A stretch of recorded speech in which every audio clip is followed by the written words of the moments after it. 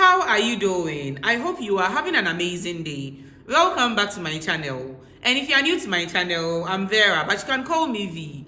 And I share stories that I receive from my followers and subscribers. Stories in need of your advice and opinions. And so if this is something you love, subscribe and like this video. And don't forget to turn on the notification bell so that when I post, you'll be notified immediately. Today's shout out goes to Okoli Ujanwa N7J for being the first person to comment on my last video. Thank you so much for the support, babe. I love you. This week's community spotlight goes to Say Lisa, Nana_Mawena7640, Jazz Joy 20, Christiana 5_Love Christ, and Fabden1. They are my top commenters this week. Thank you so much for the love and support. I love you. And now, relax, get comfortable, and let's get right into it. Good morning, V. Please, I want to know if I'm the asshole or if my decision is justified. I have a very good male friend I have known for the past 3 years. We met through a mutual friend. I have liked him from the very first day we met, and he seems to have the same feelings for me, but it can be unpredictable. Please note that I have been single all this time, and he's aware of it. Sometimes he acts like he likes me, and other times he treats me as just a random friend. We share literally everything, and even go on dates sometimes. Fast forward to last December, he asked me to go on a 3-day trip with him, and I didn't decline, thinking he might finally ask me out. Everything went well, but we ended up making love the last night of the trip. To be honest, I don't regret it. I really enjoyed it because it had been years, and being with him made me feel happy. After we returned, he always wants me to come over to his house, claiming he misses me, but I always give him excuses. My reason is that I wanted him to ask me out before I have sex with him again, but he never did. Last Saturday, I decided to let him know how I feel about him and how I want to be in a relationship with him, but his response shocked me. V, can you believe he was bold enough to tell me he likes me too, but doesn't want us to be in a relationship for now? Instead, he wants to keep it casual, like a situationship. I simply responded that I'd rather wait 10 years for a man to propose to me than to engage in a situationship. He got angry, telling me I used him. Like, make it make sense. How did I use you? I told him we both enjoyed the sex. And besides, he made a first move. Now he's furious with me. Will I be the asshole if I block him everywhere and cut him off? Your advice will be very helpful. Thank you. Babe, what are you waiting for? Block him and cut him off. You made the right decision. You are looking for a serious relationship, not a situationship. You deserve someone who is willing to commit to you fully. If he can't offer you that, then it is okay to step away. Babe, block him. Block him right now. It shows that you are valuing yourself and your needs. Babe, there's someone out there who wants the same things you do. Focus on finding that someone who will appreciate you. Protect your heart, babe, and trust that the right person will be coming along soon. You did the right thing, and I'm so proud of you. Take care of yourself. And now, if you have any advice for this sender, write story number 1 and leave your advice and opinions. She's going to be in the comment sections reading them. We have more interesting stories coming up, so don't go yet. And now let's move on to story number 2. Please keep me anonymous. I'm 19 years old and I'm currently dating a guy. Before I met him, he told me he was dating someone else. I was very interested in him, so we stayed close until he eventually told me he had left his girlfriend. I was surprised, but I believed him because he had been faithful to me from the beginning. Babe, he was dating someone else. How was he faithful to you from the beginning? Okay, let's continue. Now we are dating and he's no longer with his girlfriend, but she can't seem to get over him, and it is breaking me little by little. They still meet and spend time together. I confronted him about it, and he told me he doesn't love the girl anymore, but her father doesn't want him to break up with her. He also said that the girl loves him. I don't want things to get worse, so I suggested a breakup so he can continue with her, but he disagreed, claiming that he loves me. Honestly, I love him too, and I can't bear the thought of losing him. What should I do? Babe, your man is a huge red flag. And you are still young. You don't have to settle for this. Move on. Break up with him and move on. This guy cheated on his woman with you. And And I don't think he actually left her. They've always been together. Don't waste your time with a man like this. If he truly loves you, it will focus on only you. You deserve to be with someone who wants to be with you and you alone. Babe, move on, okay? If you don't, this man is going to continue stringing you along and end up wasting your time. And you know it. You know you deserve better. And like I said, you are still young. You're going to meet someone else. Let him go, okay? You deserve better than this. And I'm wishing you all the best. And now, if you have any advice for the sender, write story number 2 and leave your advice and opinions. She's going to be in the comment sections reading them. Let's move on to story number 3. I am a 27-year-old lady doing my national service. My parents divorced when I was 4 years old, and I grew up with my mom.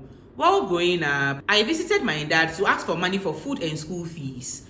Anytime I asked for anything extra, my dad would say my mom took his certificate, which is why he's not doing government work and can't afford anything extra. I would come home and tell my mom, and she would get angry.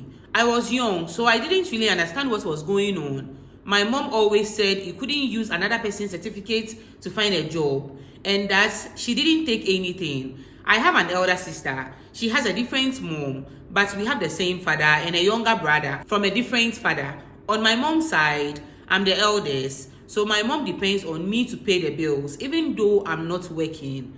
My mom has depended on me since I completed senior high school, and I don't even know how to say no to her sometimes. I'm in a lot of youth movement groups, and we get paid whenever we attend workshops and conferences, so I use that money to pay the bills. I don't get anything for myself anymore.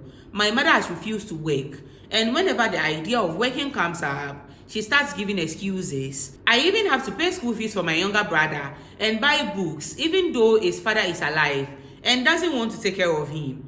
I have told my mother several times to take him to his father, but she doesn't listen, and he also doesn't want to learn. I wanted to attend university and needed a scholarship, so I had to sleep my way in, have sex with the person in charge, and my mom didn't know. After I was awarded a full scholarship, my mom told me not to tell my dad, and I didn't. So I continued to take money from him, which I used to settle bills for my mom.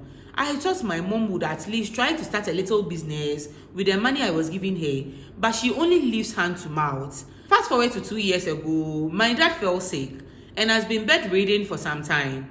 As the youngest child of my dad, I was attending to him while my sister paid the bills.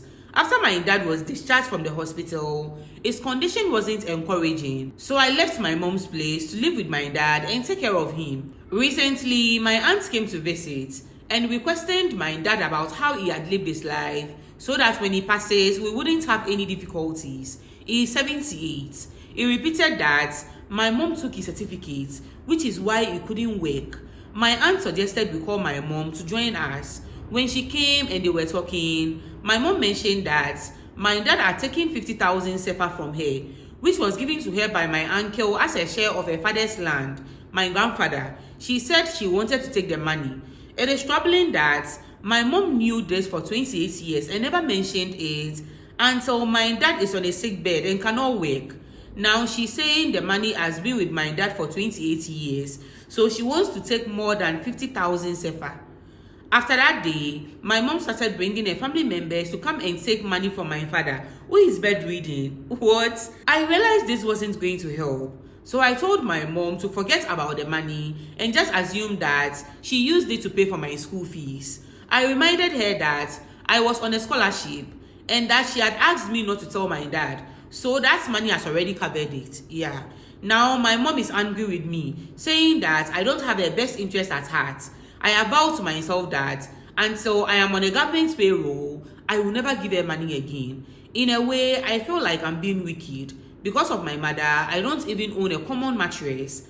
Am I wrong for telling her to forget about the 50,000 sefa? Babe, you are not the asshole in this situation. You have been good and responsible, taking care of your mom and family. Your mom has not made things easy for you, and you need to take care of yourself. You are young, and you should be thinking about your future. It is okay to say no to helping your mother with money. You shouldn't feel guilty for wanting to save your own money for your own needs. The fact that your mom is upset doesn't mean you did anything wrong. So you know what, babe? Sit your mom down. Be honest with her about how you feel. Tell her that you want her to be happy, but you also need to think about yourself and your future. You deserve to have a good life too.